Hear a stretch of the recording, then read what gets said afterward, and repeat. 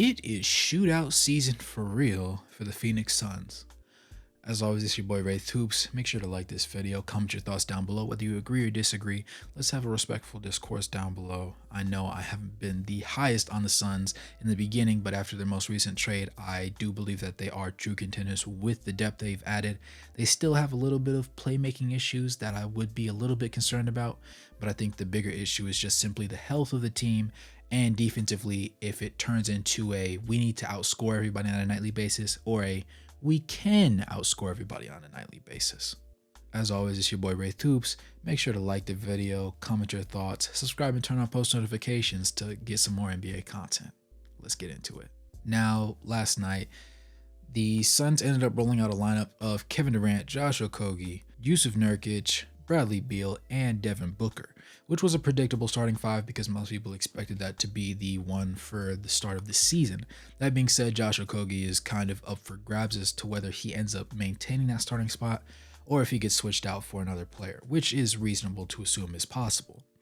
I don't necessarily love having Kevin Durant having to play the four. I know that some other Suns fans have expressed a similar dismay for it, particularly because that puts a little bit of more strain, I believe personally, for him on the defensive side of the ball, as well as a player that's obviously been successful post Achilles tear. I just don't like the idea of him at his age, in his mid to late 30s, having to have a significant burden on both sides of the ball.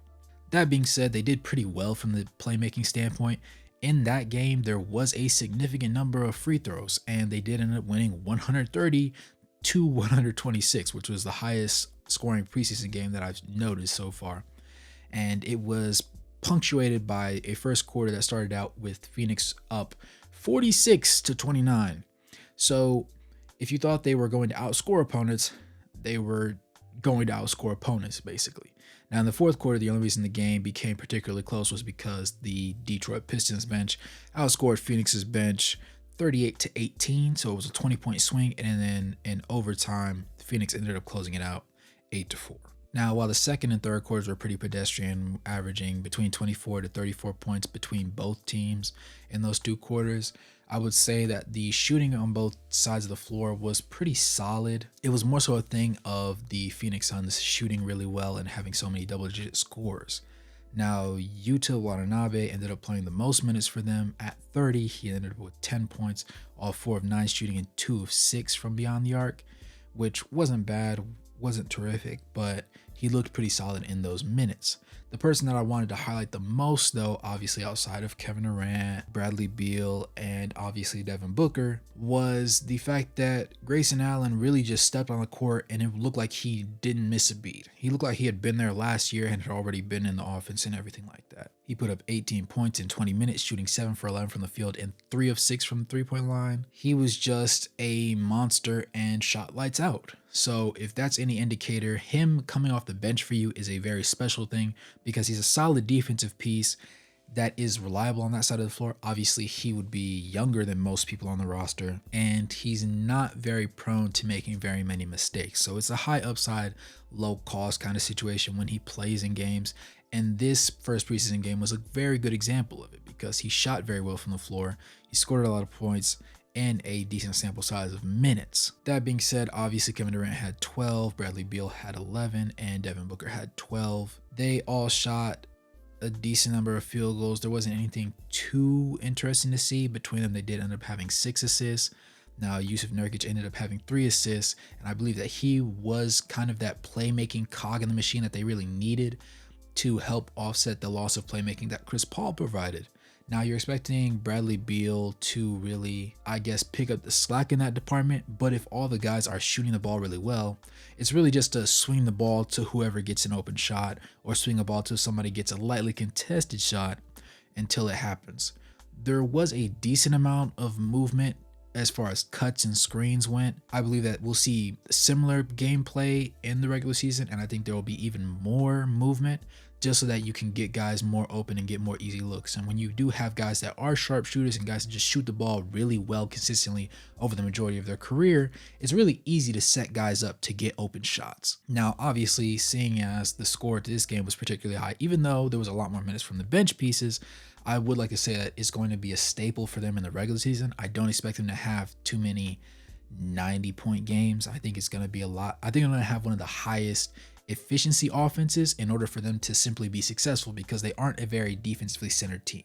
Now, obviously, if Josh Okogie doesn't play and say they opt to play maybe Nasir Little, I could see them being a little bit better on the defensive side of the ball. But either way, when your top four guys are going to be KD, Nurkic, Beal, and Booker, they're not necessarily negatives on defense. You could say that Bradley Beal is a little bit of fun just because he did play for the Wizards, but it's the Wizards. Obviously, Devin Booker has improved drastically on that side of the ball.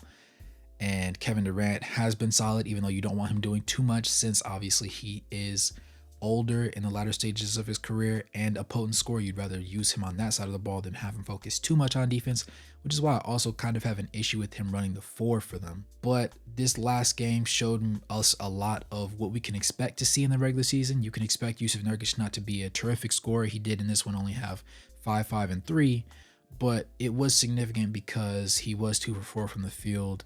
And those 3 assists are going to be a necessary thing for him to do on a nightly basis. And you might see him end up picking up like 5 assists a game, which wouldn't be too crazy to me.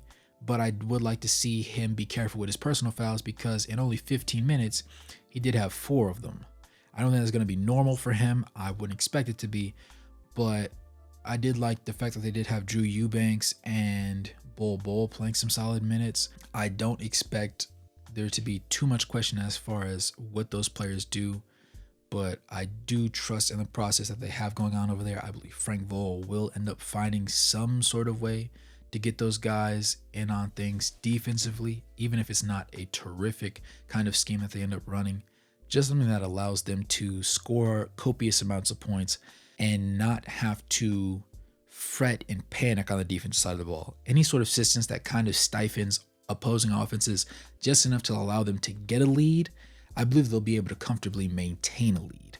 And if I'm the Phoenix Suns, or if I'm a team playing the Phoenix Suns, I would be most concerned about that, because you can't allow them to simply get ahead. With that being said, you guys let me know what you guys think about those ideas. As always, go ahead and like the video, subscribe, turn on those post notifications, and as always, good morning, good evening, good night, no matter where you are on the globe watching. Thanks for tuning in. I'll catch you guys in the next one. Peace.